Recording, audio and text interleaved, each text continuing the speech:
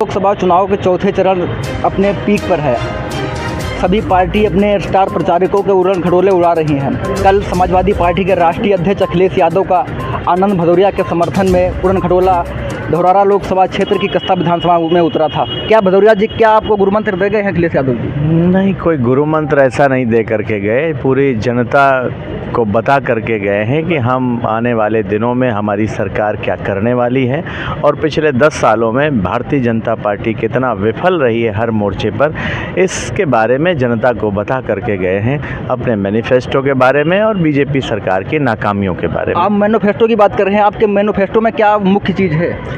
एक तो कर्जा माफ़ी है किसान की, महिलाओं को 1 लाख रुपए है, मनरेगा के मज़दूरों को 450 रुपये, फ्री डाटा फ्री आटा है, आवारा पशुओं का निदान है, थाना तहसील की समस्या का जो भ्रष्टाचार है उस पर अंकुश लगाने का काम है, 30 लाख सरकारी नौकरी देने का काम है, ये तमाम सारे कृषि पर जीएसटी हटाने का काम है, तमाम सारे वादे हैं जो हम लोग पूरा करने का काम करेंगे। युवा नौजवान छात्र काफ़ी गठबंधन सरकार से आस लगाए हुआ है। अगर गठबंधन सरकार बनी तो युवाओं के लिए सुनहरा अवसर क्या रहेगा गठबंधन सरकार में? मैं पक्के तौर पर ये कह सकता हूँ कि इंडिया गठबंधन आम जनता की उम्मीदों का गठबंधन है, आम लोगों की उम्मीदों से भरा हुआ गठबंधन है।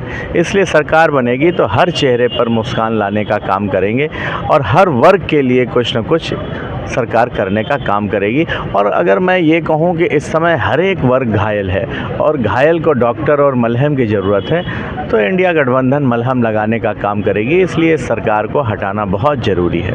क्या लग रहा है, परिवर्तन होकर रहेगा या फिर एक बार पुनः भारतीय जनता पार्टी की सरकार काबिज होगी? जिस तरह पहले और दूसरे तीसरे चरण का वोट पड़ा है उससे कह सकते हैं कि बीजेपी दिल्ली से जाने वाली है और इंडिया गठबंधन की गवर्नमेंट आने वाली है। जहाँ तक सवाल अपने क्षेत्र का है तो आपने देखा होगा इस क्षेत्र में प्रधानमंत्री को उतरना पड़ा, डिप्टी सीएम को दोनों को मिला करके 4-4 सभाएं करनी पड़ी, उत्तर प्रदेश के मुख्यमंत्री को आना पड़ा, आज उत्तराखंड के मुख्यमंत्री को भी आना पड़ा, पीडब्ल्यूडी मिनिस्टर गली गली घूम रहे हैं। पूरे एक तरफ सरकार लड़ रही है और दूसरी तरफ धौरारा की आम जनता चुनाव लड़ रही है। हमें भरोसा है सरकार हारेगी, जनता जीतेगी। धौरारा क्षेत्र में काफ़ी संख्या में किसान निवासी है, आपके मैनिफेस्टो में किसानों के लिए क्या है? नहीं, किसानों का कर्जा माफ़ी है, एमएसपी है, स्वामीनाथन कमीशन की रिपोर्ट लागू करके उनको पूरा का पूरा वाजिब मूल्य दिलाने का काम किया जाएगा। ये हमारे साथ समाजवादी पार्टी इंडिया गठबंधन प्रत्याशी आनंद भदौरिया जी थे जो अपने मैनिफेस्टो के बारे में बता रहे थे। कैमरामैन फैज आलम के साथ महताब आलम सोनू।